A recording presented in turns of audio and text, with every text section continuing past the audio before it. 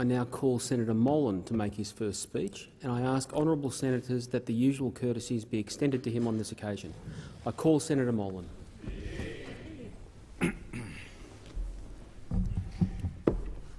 Mr President, thank you very much. Can I begin by saying that there's probably no one in this entire chamber this evening who is listening to this who is more surprised than I am that I'm giving a first speech in the Australian Senate. The joke relating to a certain Australian skater has been done to death by some of my colleagues. It's been thrown at me from across the floor, but I do recognise a parallel. I listened to Senator Steele John give his first speech a little while ago. He commented that he was the youngest appointed to this chamber. Mr President, I am definitely not competing with him on that issue. I'm proud to be a member of the fastest growing demographic in this country. I thought I'd use this speech to introduce myself to the Senate. What happened last week makes that somewhat redundant, as my background, character and motives have been stated, examined and questioned, both inside this chamber and in public. So I hope just to put certain things into context. Before I proceed, I would very much like to thank the Coalition leadership team in the Senate for the support and comradeship they provided to me over the last week, and especially to Senator Marise Payne, the Minister for Defence, who is overseas at the moment, who defended me so passionately. George Brandis claimed in his valedictory that there is a unique feeling of comradeship within the Coalition in the Senate, and indeed there is, and I have certainly felt it. I particularly extend my appreciation to those that defended me in the other place, and especially to the Prime Minister. My first week in this place certainly presented me with a reminder of the importance of ensuring that I cannot be misrepresented, that my message is always clear, as is my absolute commitment to the values of an inclusive and diverse Australian society. Mr President, I will never take for granted the privilege to speak in a democratic forum such as this. Democracy in both concept and practice has been a significant part of my career and my life, perhaps more so than for many Australians. As a soldier, amazingly enough, I've accompanied 5 countries down their road to democracy. 2.5 years of maintaining security and backing up the police in Papua New Guinea at the start of PNG's democracy. 5 years in 2 postings as a diplomat on Jakarta's streets during the fall of Suharto and the establishment of democratic government in Indonesia. With 4 of my embassy defence staff in East Timor, unarmed, evacuating thousands in the weeks before Peter Cosgrove and his troops arrived, including negotiating with armed militia for the life of Bishop Bello. Commanding the force evacuating Australian citizens from the Solomon Islands, a young nation that had stumbled in its democratic progress, and finally, as a year as Chief of Operations in the senior headquarters of the Coalition forces in Iraq over the second year of the Iraq War, helping coordinate an Allied army growing to 300,000 in vicious daily combat at the cost of 900 of our US soldiers' lives, against those who would deny any form of democracy to Iraqis or to anyone else. These experiences have given me an innate respect for democracy and a particular realisation of what it may mean to be an Australian senator, and they also explain my determined approach to assist real democratic reform within the New South Wales division of the Liberal Party. My parents, Mr President, Andy and Noni, were at least third-generation Australian, with our children the fourth generation. Working-class Australians, they gained a middle-class lifestyle after World War II via hard work and a realisation, especially on my mother's part, that education for their 6 children was the way to success in life. Our family story is not an uncommon Australian success story. It is also not a story that does or should only apply to the past.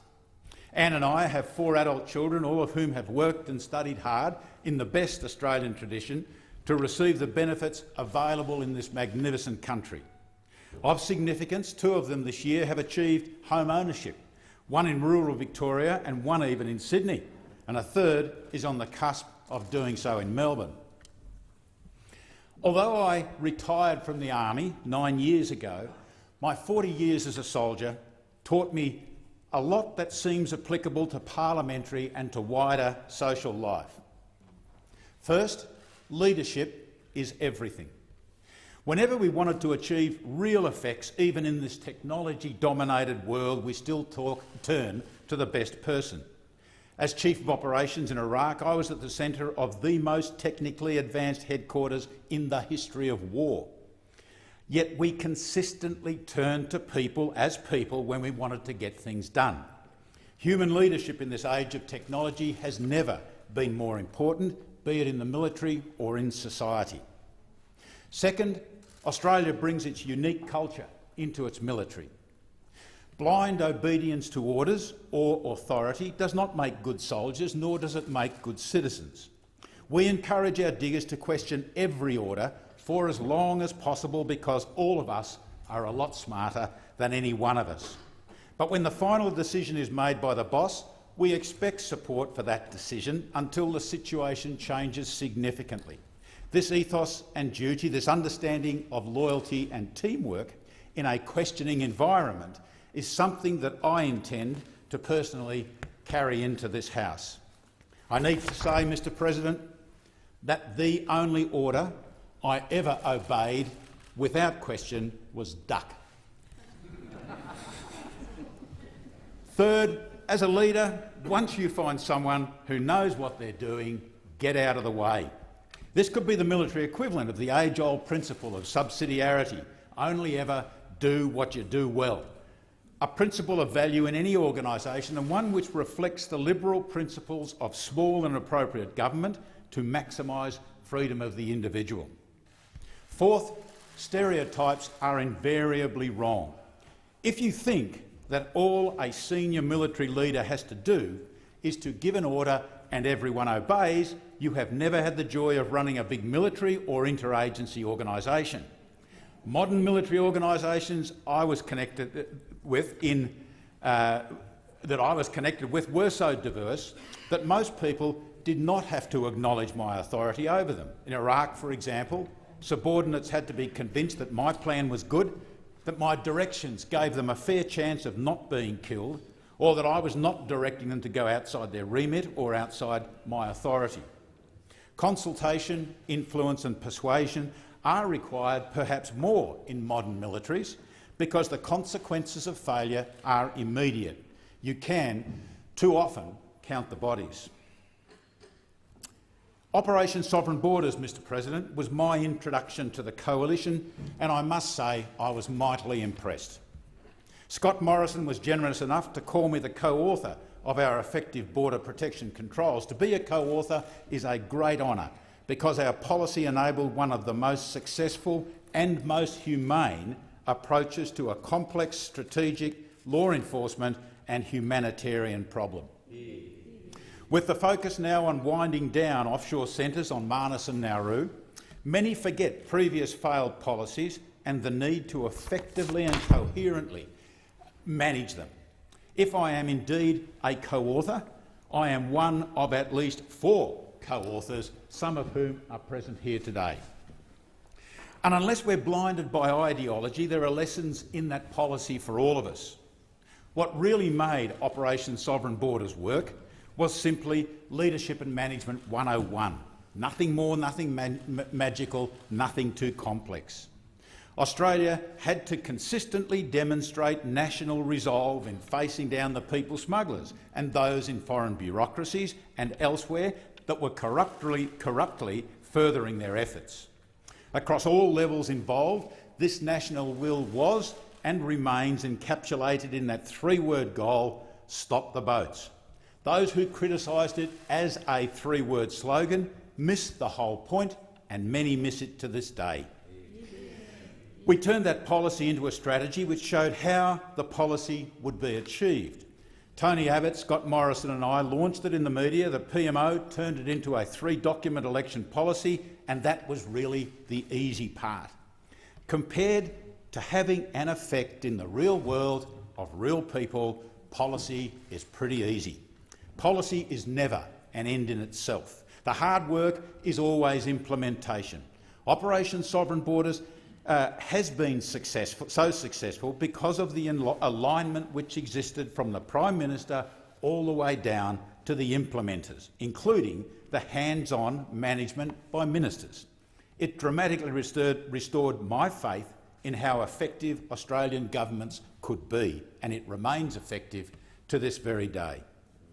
I am immensely proud of the team which put this together, the results it achieves, the lives it saved, the criminal activity it disrupted, and I am particularly proud of the government behind it all to this very day.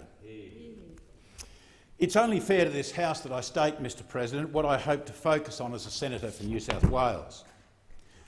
I will put the people of New South Wales and of Australia first to the best of my ability in everything this House asks me to consider. I admit to still being in the learning phase of how I might do that, but that is the objective. I am very sensitive to the overwhelming support that I have received from good Libs all over Australia, particularly those who supported me during my pre-selection in 2016, the 10,100 people who amazingly voted for me below the line at number 7 during the double dissolution election, the superb, the extraordinary democratic reformers in New South Wales. Also, those who have wished me well, I would like to thank as a senator, including the Prime Minister Malcolm Turnbull, who was amongst the first to ring when there was an indication that my appointment might happen. And last week, I received the most extraordinary support from a very wide cross-section of our society, either expressed directly to me, through my office or through the media, a level of support that I found absolutely humbling. Whatever I find myself doing in this great institution, I will work for it to be ethical. Ethics is about consistently doing the right thing, about being secretly beholden to no one, and in a political and parliamentary sense, about working for the voters who elected us.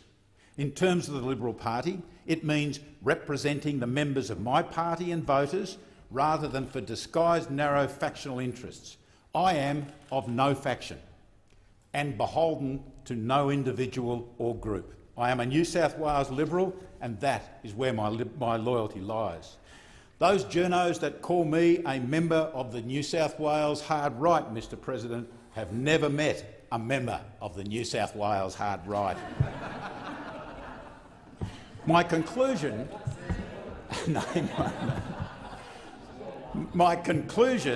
is that the behaviour of such factions, left, centre or right, is rarely in the interests of the party, its members or those who might consider voting for a right of centre party. I proudly stand beside Walter Villatora, Tony Abbott, Angus Taylor and many other New South Wales Libs, while still recognising, Mr President, the sterling qualities of those who opposed us. Mr President, given my career expertise, defence and wider national security are, of course, big issues for me.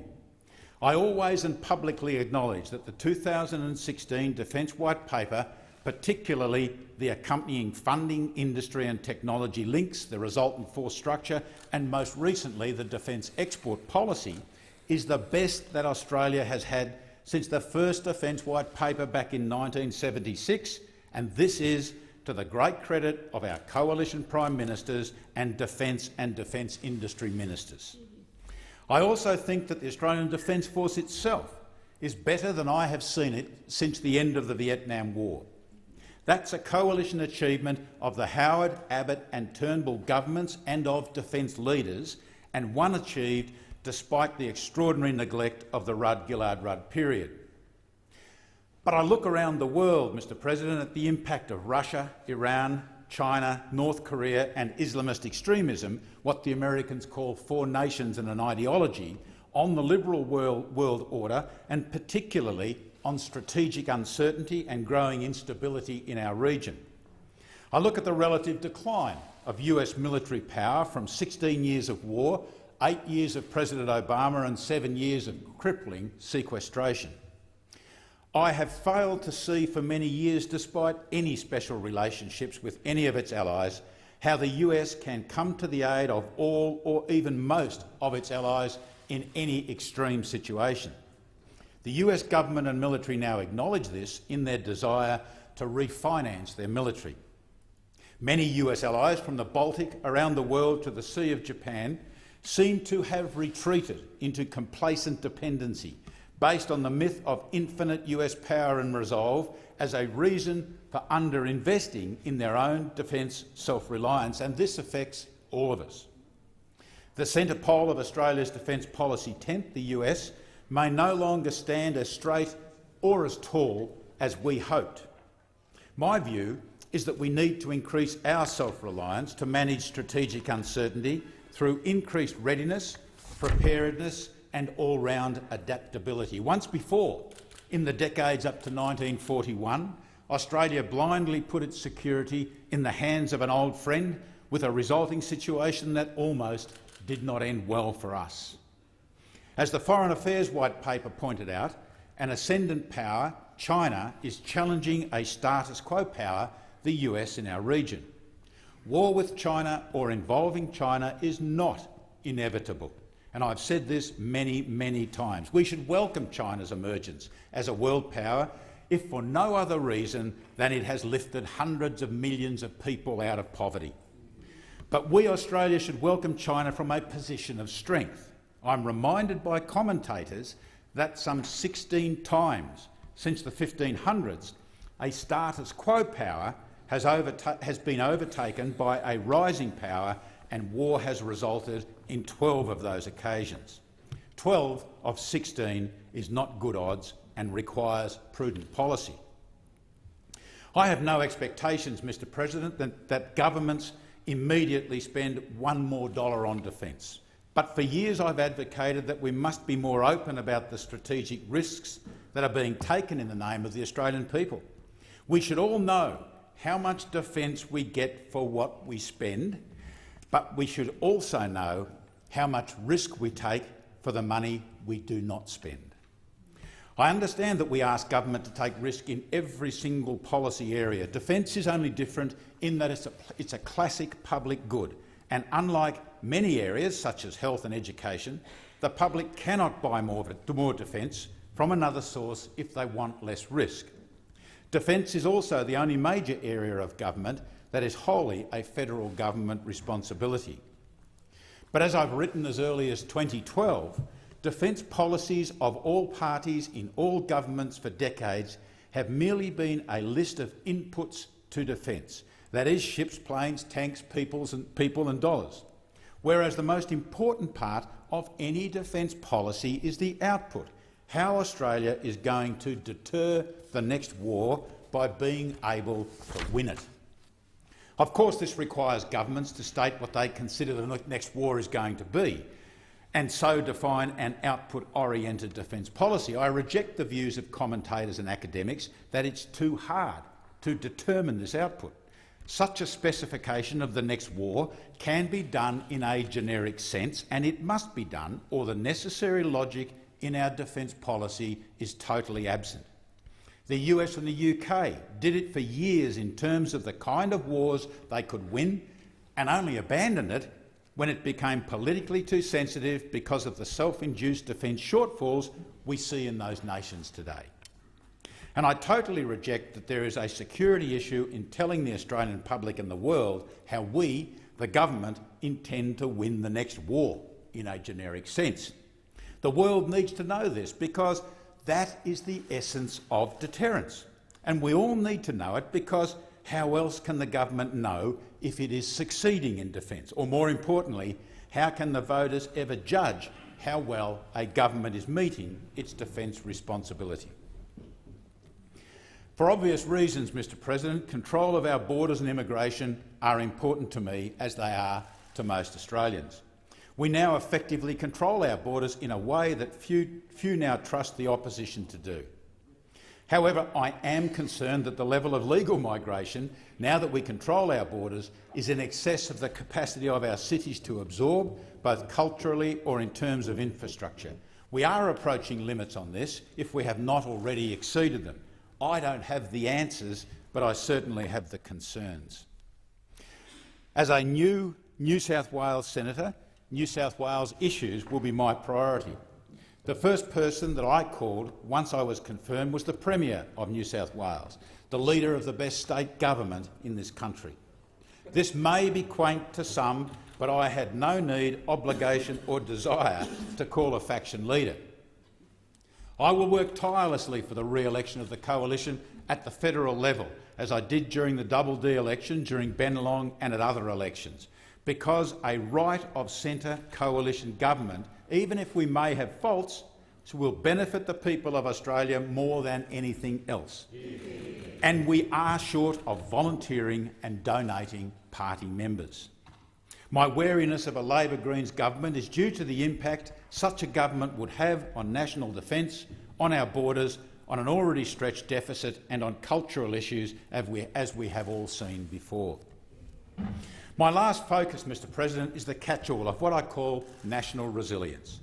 This is what we may have taken for granted in past years: the strength of our economy, community confidence in our culture, the integrity and influence of our institutions. Of course, Australia has changed and will continue to change. As a Liberal from a Conservative base, I'm not afraid of change. I'm a staunch Conservative on international affairs because the world out there is confused, disrupted and replete with nationalism, and it's getting a touch of militarism.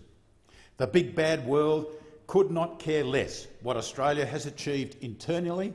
Ironically, they may even see it as weakness.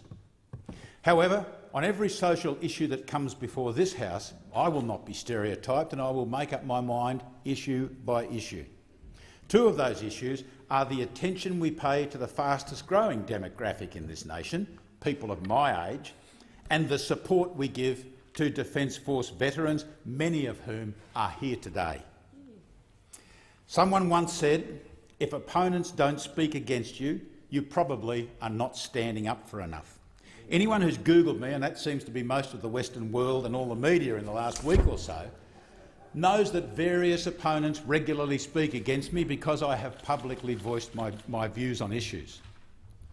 I was targeted because I criticised the Rudd-Gillard-Rudd government over its neglect of its national defence responsibilities.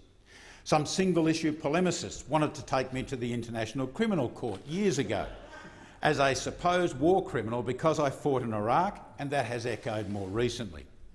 Those who failed to stop the boats or said it could not be done attacked me, and of course they attacked many others because we did it.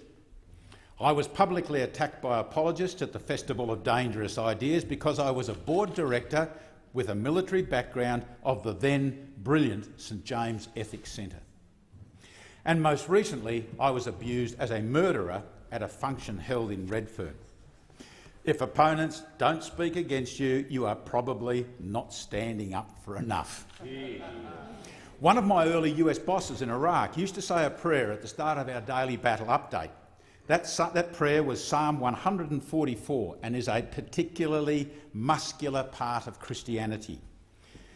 It's a good prayer for going into battle in Iraq or for use in general everyday life. I used it in the eulogy I was honoured to give for Captain Bryce Duffy, killed in 2011 in Afghanistan. May he rest in peace. And we are honoured to have Bryce's parents in the gallery today. Kim and Kerry Duffy, we are honoured to have you present with us today. Many of us, Mr President, may understand their loss, but none of us can ever fully repay them. Psalm 144 goes, "Praise be to the Lord my rock, who trains my hands for war and my fingers for battle. He is my loving God and my fortress, my stronghold and my deliverer, my shield in whom I take refuge." My view of our Judeo-Christian culture is not one of victimhood or persecution. Instead, it's one that acknowledges centuries of success in overcoming challenges to produce the nation that is modern Australia and that will enable us to face similar challenges in the future. I acknowledge that our community may not yet have reached perfection, but we remain a lot closer than most nations or institutions, particularly those prone to criticising us.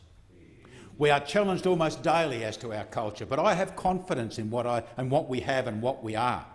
Being a Liberal, never stops me from being progressive the way Menzies thought of Liberals and the way John Howard delivered. If we know what is valuable in our magnificent society, then we know what to defend from the assaults of the pessimists and the ideologues. All it takes is the kind of confidence embodied in Psalm 144. Mr. President, I came here in such strange circumstances that my gratitude to others, I suspect, is different from most senators. I don't think it appropriate to thank the High Court, but in the spirit of coalition unity, I would like to mention Fiona Nash and to acknowledge Holly Hughes. We are indeed in strange times. Some of my family, close and extended, are in the gallery, and of course I thank them, and they know my gratitude to them. My wife Anne is there, as are two of our adult children, Erin and Felicity, with our other children, Michael and Sarah, unable to be with us. I mention many of the national leaders that I have had contact with over the years: John Howard, Tony Abbott, Scott Morrison, Peter Dutton, Angus Taylor, Connie Fierravanti-Wells, and especially Stuart Robert, who has been a particular friend. Plus, of course, the two senators who escorted me into the Senate last week, Linda Reynolds and David Fawcett. I note, Mr. President, my deep respect for one in particular, Scott Morrison. Because I've worked so closely with him, I recognise his particular leadership and competence. As Treasurer, he must now look back on the border protection era as halcyon days. But of course, we are not short of outstanding parliamentarians in the Liberal Party. I owe much to the stimulation I've received over the years from Peter Jennings, Stephen Loosley, Simon Longstaff, Alan Beam, and for special reasons I would like to thank one comrade who often made me look good, and that's Ken Brownrigg. I have no election staff or campaign director to thank, but the closest is Scott Briggs, who advised me years ago to have a go. Let me finish with reference to the most important determinant of what I am, the Australian military. If I had a military mentor over the years, it is retired Lieutenant General Des Muller, who launched the book that I wrote back in 2008, and I thank him for 25 years of wise counsel. Des was and is a brilliant blend of Sparta and Athens. My boss in Iraq was US General George Casey, who commanded the war in Iraq for 3 long years while I ran it for him for only the first of those years. Too many to name are the Australian soldiers of all ranks who worked for me, or with me, or above me over 40 years, because I learnt so much from them while pretending to know much more than I ever actually did. Many of them have contacted me in the past week to express their support for me when the place of men and women in uniform in our society was challenged. Napoleon said that if you want to learn a nation's interests, go to the graves of its soldiers. Many Australian dead have been brought back to Australia, but many still lie close to where they fell. Australia's interests lie across the face of this earth. We are an international nation with worldwide interests. I've visited many battlefields and played cameo parts on some. What strikes me is the consistent performance of Australian soldiers, sailors and airmen over more than 100 years and around the world. Today's soldiers are as good, if not better, than any we have sent overseas, and much of that is due to our Australian culture and the leadership, training and equipment that accompanies them. To me, they represent everything that is good about Australia because they are Australia. Mr. President, I dedicate my efforts in this House to them. Thank you.